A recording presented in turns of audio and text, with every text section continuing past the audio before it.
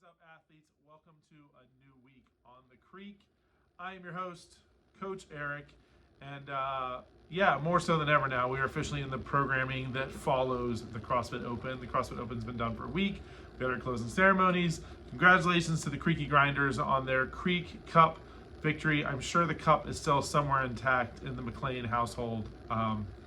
I haven't heard from Jim Saturday night, so if anyone has heard from him, just make sure he's good and just let me know. Cool? Safe and sound. Congratulations to all three teams again on their efforts and their participation and just the good times this year. So I'm really looking forward to next year.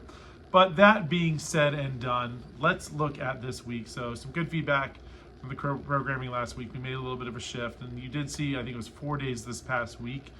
You saw a nice little heavy lift prior to the workout, and you are going to see some more of that. This is one thing I always want to make sure we instill. Like, the heavy lift is there to work on building some strength, but sometimes we want to make sure that it's not too much of the focus. The focus is always the main CrossFit piece, the conditioning part, the metabolic conditioning part. So when you see an AMRAP or an EMOM or that sort of thing, so make sure you come in to those classes. It might be a day you PR, it might not. The goal is, though, we're getting a little bit of extra strength training in there, and so even every little bit goes a long way. We'll hear conversations about sub-maximal loading. You know, you don't have to max every single day to get strong. If you lift heavy weights and lift them well, and go based on maybe how you're feeling that day, or go based on percentages. So we mentioned last week we were building off of 85%, and on a scale of 1 to 10, that should feel like a 7 or an 8. And that's making sure that you're kind of taking into account how you feel that day. Has it been a long week? Did you get enough sleep? Are you feeling good? Are you dragging a little bit? Does that 7 or 8 feel more like a 10 today? Okay, let's cut it back a little bit. Does your 7 or 8 feel more like a 5? Let's go ahead and increase a little bit. So I always want to make sure when we have these heavy lifts before the workout, we are going based on like a percentage or an RPE, rate of perceived exertion. So on a scale of 1 to 10, it should feel like this. If you're working off percentages, it should be about this.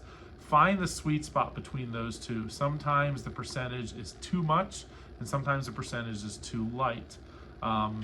The end of the day, the thing that matters most is moving well and moving well consistently.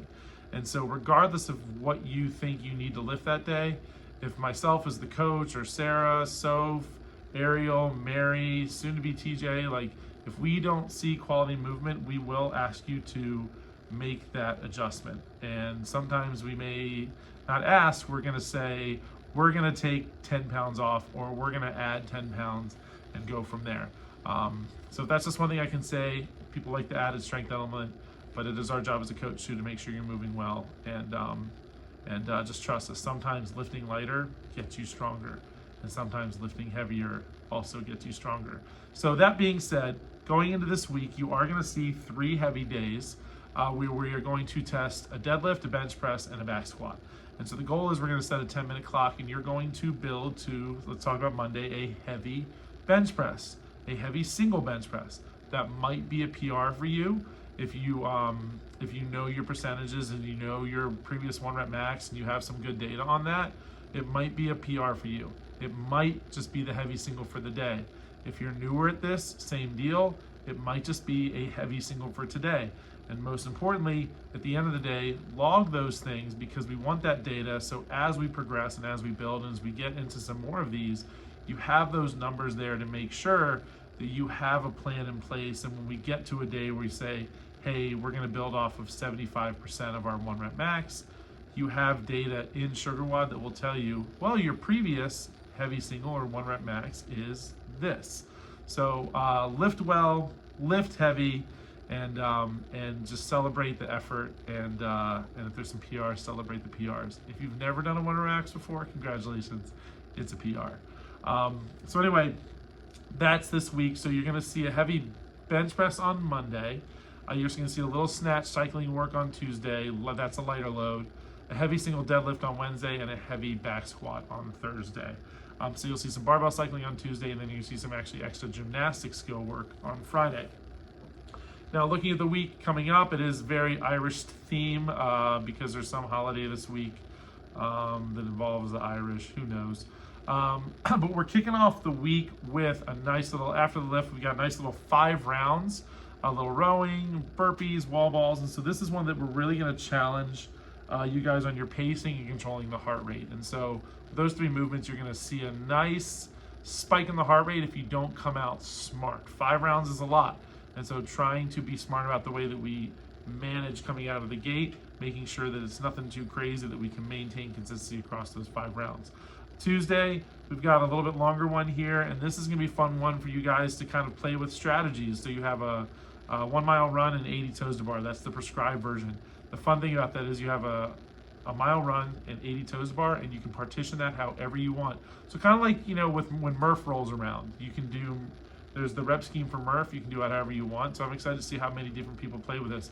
You might do 200-meter run and 10 toes to bar, and you just may cycle that. You may decide you want to do the run, the entire run, and then come back and do as many toes to bars as you can, or get those toes to bars done as fast as you can. So it's going to be a fun one to kind of challenge, and just kind of playing with different strategies in a way to maintain a good solid pace. It gets a little gritty too. We come into Wednesday, and we've got some dumbbell cleans and some lunges. So this will be a way to, again, work some weightlifting, but having the dumbbells, play with your grip, play with your shoulders, play with your position a little bit, gets a little, again, a little gritty, a little grindy, but trying to find a pace and hold that pace all the way to the end. Thursday, we're going a nice little descending ladder of box jump overs and GHD or stick sit-ups. So if you didn't do those stick sit-ups on Friday, you want to mess around with those are a fun little challenge. But it is no slouch. You're going to be asked to move a little bit faster through the box jump overs to see how you can handle that, and then working whether it's the GHD or the stick sit up. How well does your core hold up? How well does your midline hold up? And then Friday, we're going with a little workout where the key is a just move. So you have echo bike calories, you have strict pull-ups, you have empty barbell thrusters. So yeah, the goal is to just move well. That's Friday. And then we're going to finish off, what was Saturday? Let me go back to Saturday. So deadlift bench press. So like 21, 15, 9. It's fun. If you're looking to move some heavy weight, it's going to start off kind of smooth and then kind of get away from you a little bit.